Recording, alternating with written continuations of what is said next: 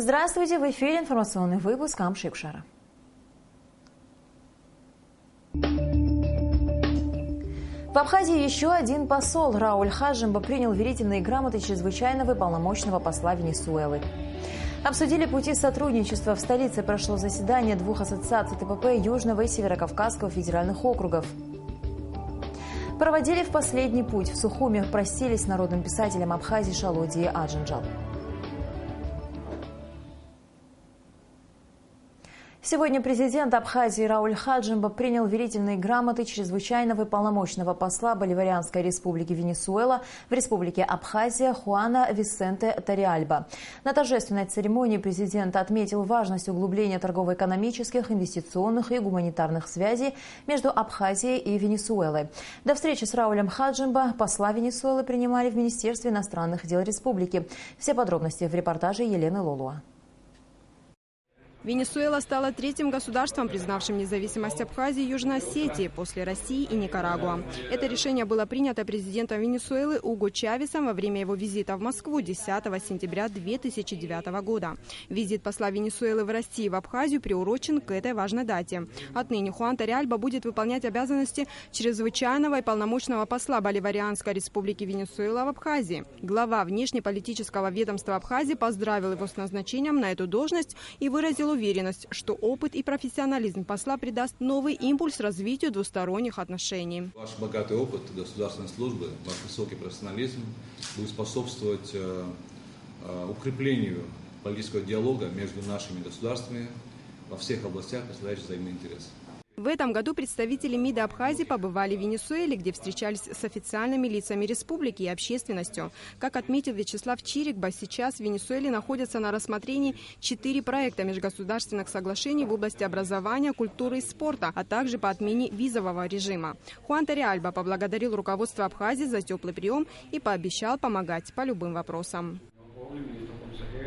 Сегодня, как никогда, мы будем укреплять наши отношения, основанные на дружбе и братстве. Я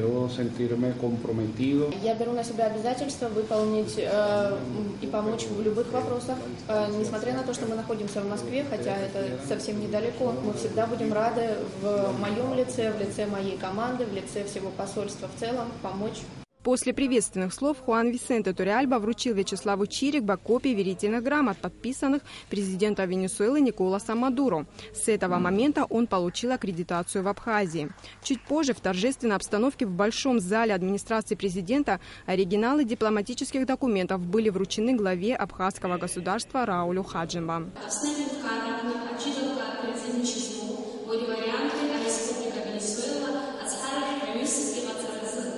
Se entrega la carta credencial de nombramiento de su excelencia, señor Juan Vicente Paredes Taриальба, del embajador extraordinario y plenipotenciario de la República Bolivariana de Venezuela en la República de Abjasia.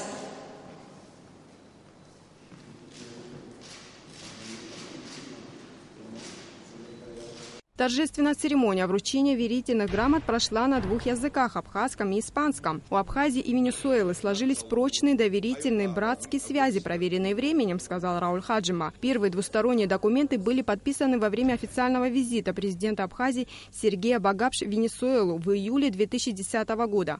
В 2012 году было ратифицировано соглашение о сотрудничестве в области экономики, сельского хозяйства, туризма, здравоохранения и иных сферах, представляющих взаимный интерес.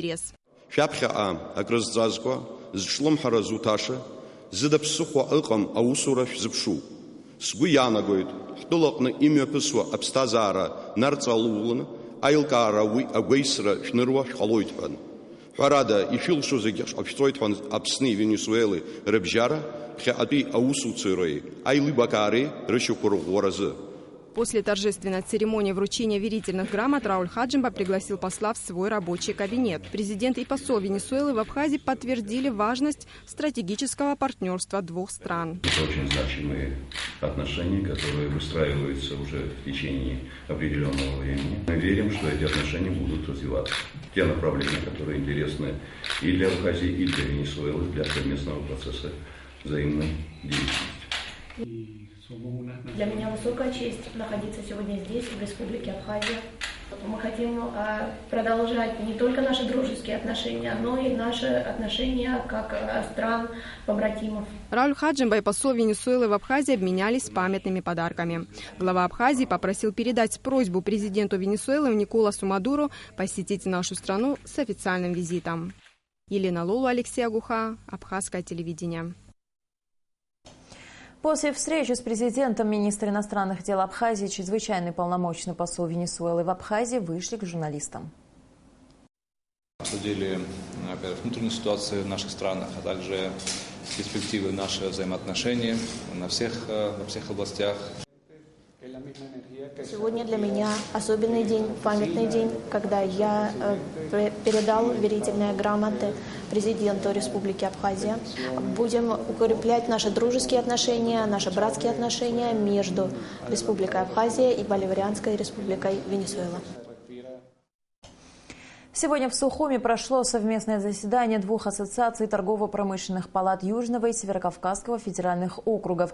Мероприятие было организовано при содействии торгово-промышленной палаты Республики Абхазия.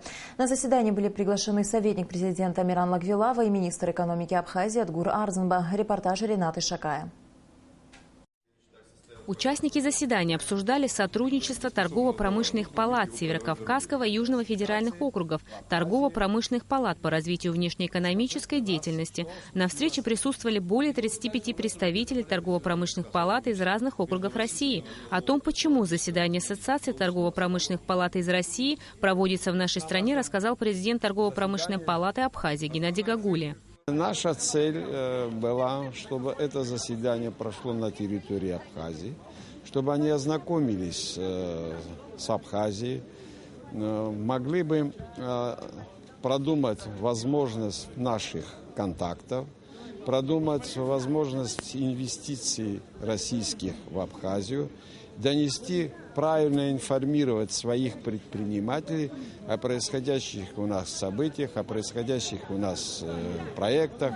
То есть все, что касается нашей жизни, чтобы они правильно могли донести до своих предпринимателей. В ходе заседания представители торгово-промышленных палат России выступили с докладами на различные темы, и хозяева и гости говорили о том, что проведение заседания ассоциации в Сухуми должно способствовать расширению деловых связей с Абхазией с помощью торгово-промышленных палат и обмену опытом. На встрече говорили и о инвестиционной привлекательности Абхазии. Эта тема сегодня как никогда актуальна. В Москве в прошлом году создано инвестиционное агентство, которое объединяет ряд коммерческих банков российских, у которых стоит задача кредитовать бизнес Абхазии по ставке 10% годовых. Сейчас мы тесно взаимодействуем. Уже более 6 проектов мы отправили в Москву. Профильные банки, кредитные комитеты рассматривают. Идет работа. Для разрешения торгово-экономических и научно-технических связей, укрепления отношений между нашей страной и республиками Северного Кавказа после завершения заседания было подписано соглашение о сотрудничестве Торгово-промышленной палаты Чеченской Республики и Торгово-промышленной палаты Абхазии.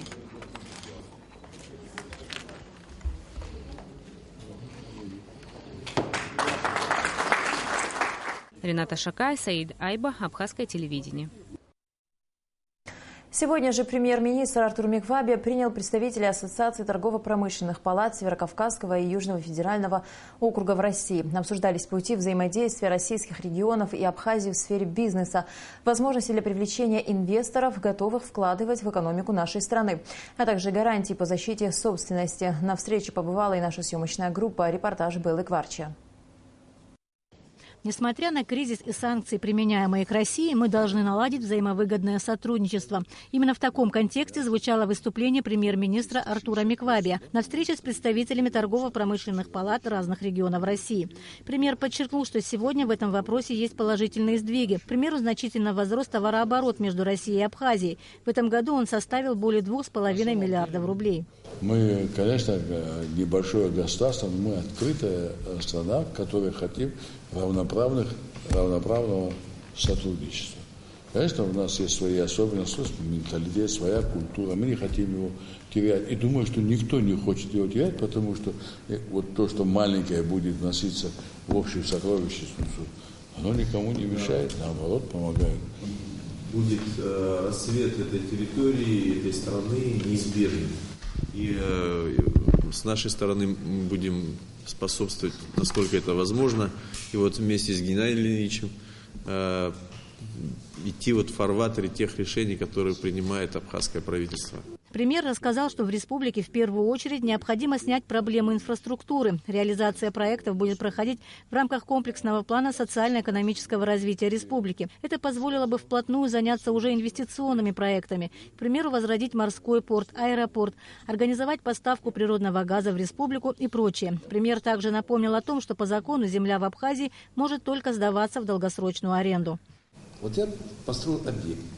Вы можете дать такие гарантии в момент, что величина аренды платы земли не будет превышать, допустим, величина инфляции там, или это может быть сразу за область? При выполнении инвестиционного договора, там взятые государством на себя обязательства, подпишем договор аренды земли.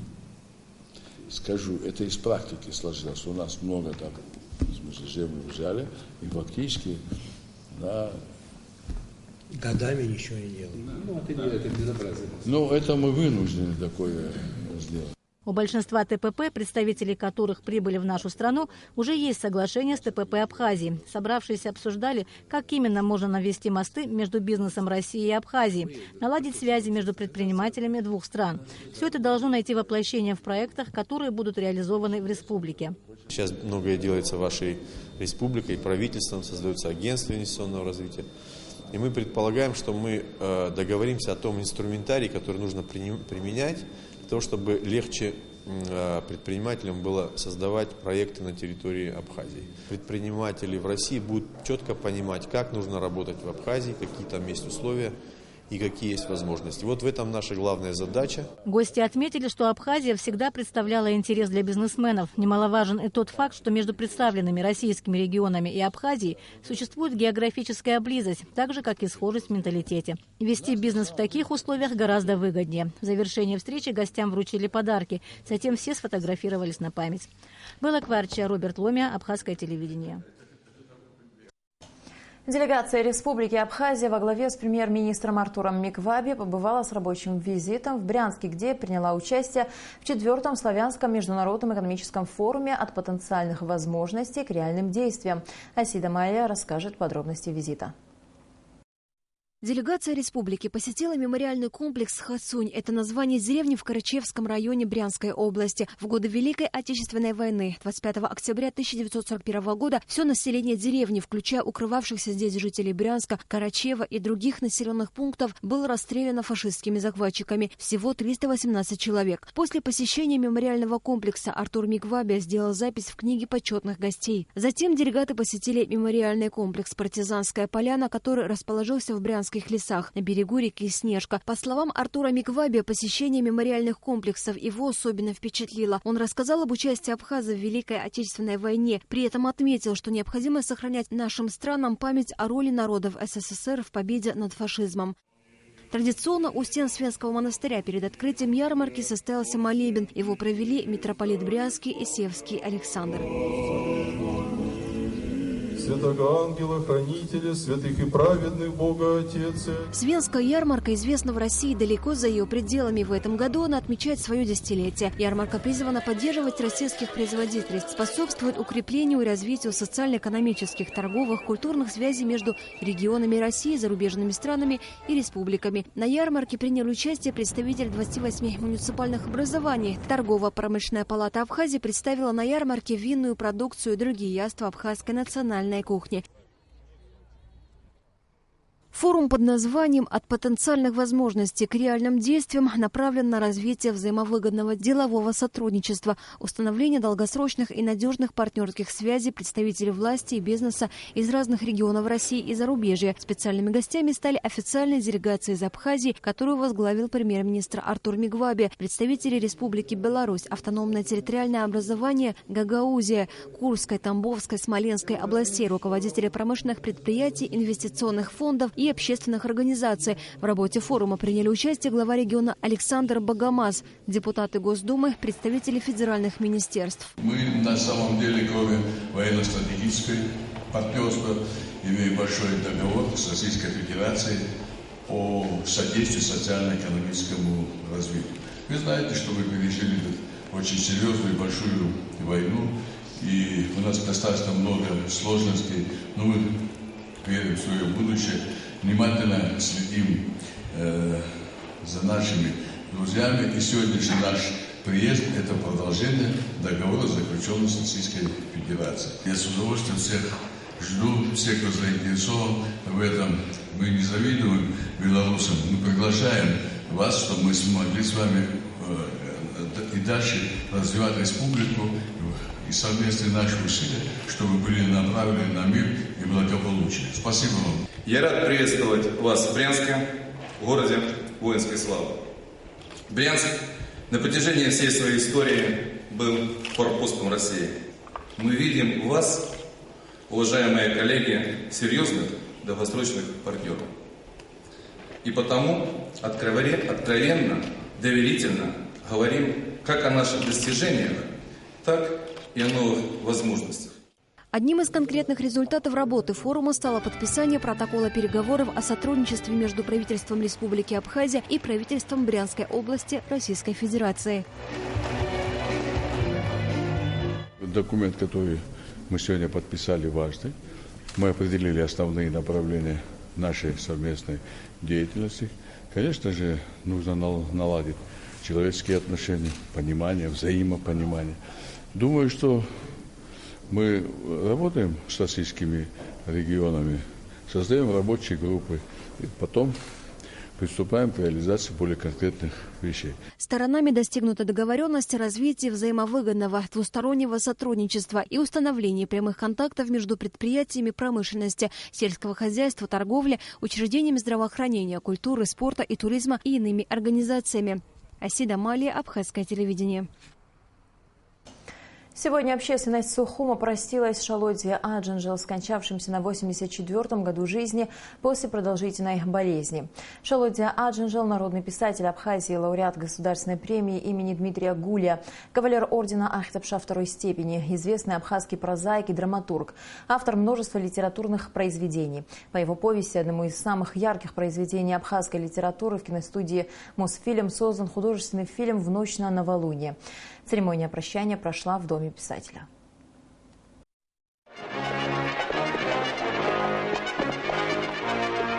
В основе этого яркого историко-революционного фильма, хорошо известного абхазскому зрителю, снятого киностудией «Мосфильм», лежит повесть Шалодзе Аджинджел «Ночь на новолуние». Это одно из самых ярких произведений абхазской литературы. Сохранение лучших национальных традиций, проблема взаимоотношений в семье и в обществе в целом, тема высокой нравственности, присущая большинству произведений Шалодзе Аджинджел. Своими мыслями о прожитой жизни писатель делился в одном из своих последних интервью абхазскому телевидению.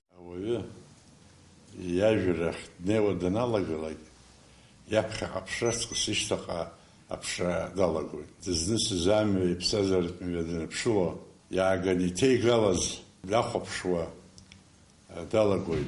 Дара ауе дзнысы зимя ицкена иштаха ден пшлак не позар. Яжура ицек пшуак жаснацов. Ажуре апсышре цуп и псазарит кячуралшо.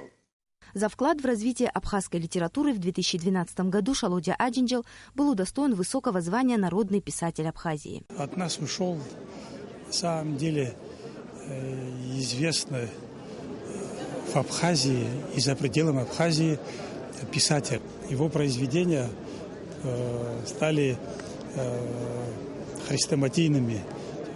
Наши дети воспитываются на этих произведениях. Шалодзе Аджинджел – романист, драматург, сатирик, киносценарист. Многие произведения изданы за пределами Абхазии. По его пьесам ставятся спектакли. Многолетняя журналистская практика содействовала развитию его дарования как писателя. Долгое время Шалодзе Аджинджел работал в газете «Апсныхапш», был директором абхазского государственного издательства «Алашара».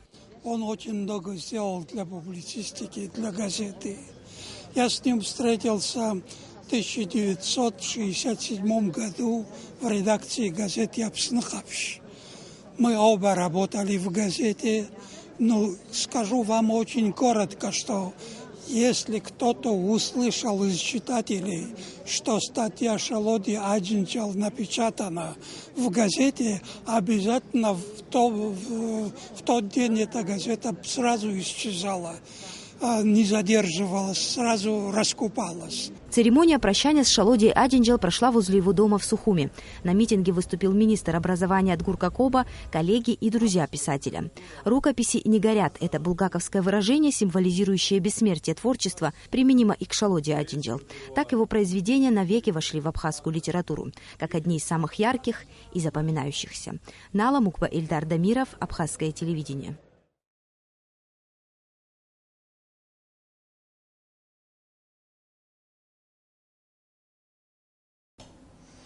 Мир не без добрых людей. Следующий наш сюжет о девушке Татьяне, инвалиде с детства.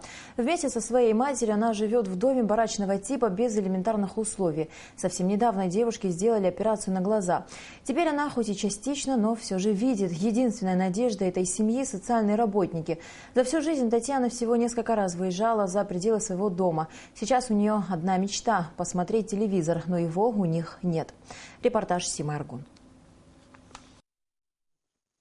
Это история об инвалиде с детства. Сейчас Татьяне 34 года. У нее врожденная патология, поражена центральная нервная система. На фоне этого сетчатка глаз стала разрушаться, вследствие чего несколько лет назад пропало и зрение. В результате к и без того тяжелой жизни прибавилась темнота. Соседи рядом, вон мне все помогают, идут, ее смотрят, чтобы она сейчас все видит. Не видела, я закрывала девочку. Что делать?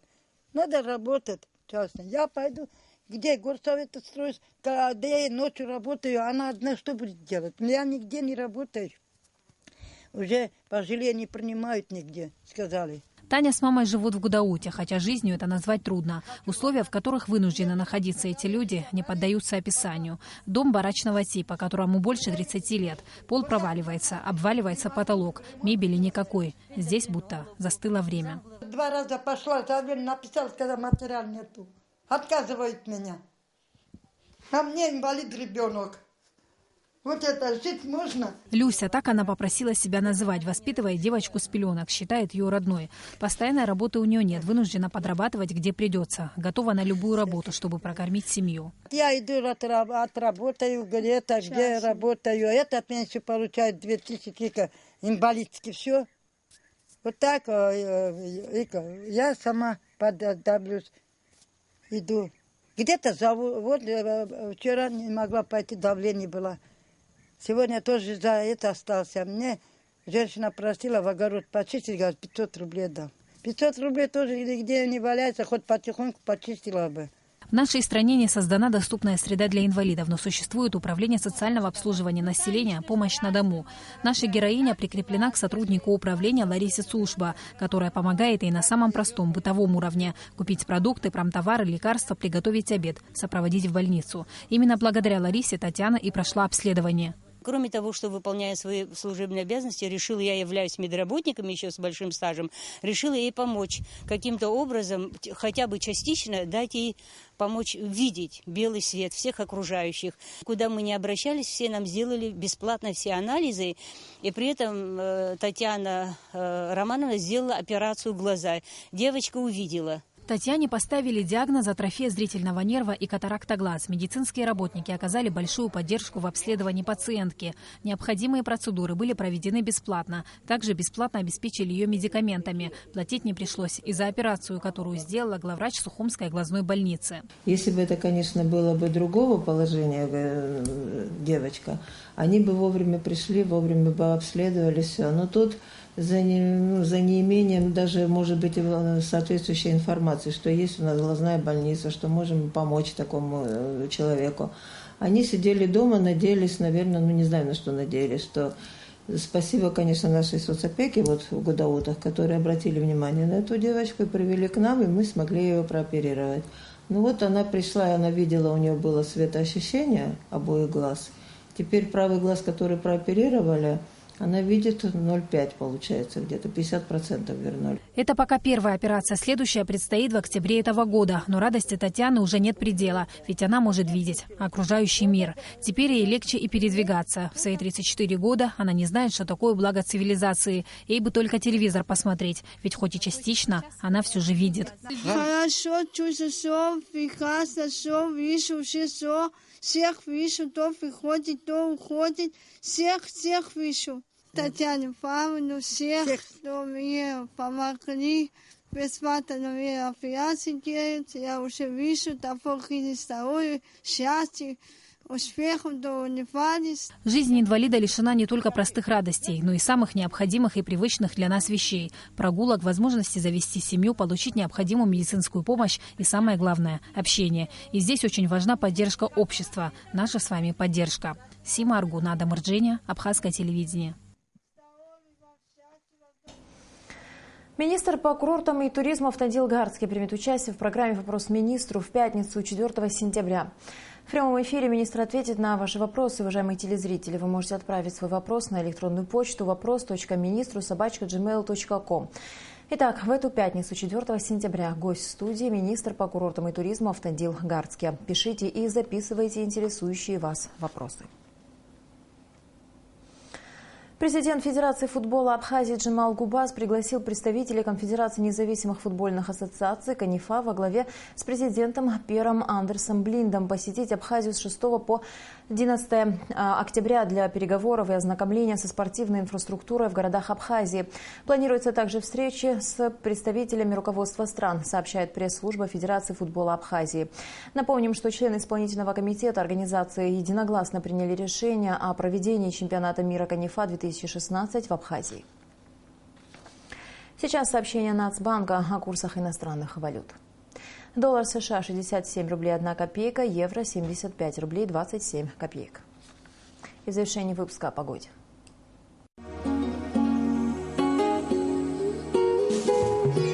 По сообщению гидрометеослужбы, завтра в Абхазии ожидается преимущественно ясная погода. Температура воздуха ночью 22-24, днем 33-35 градусов. Температура морской воды 27 градусов.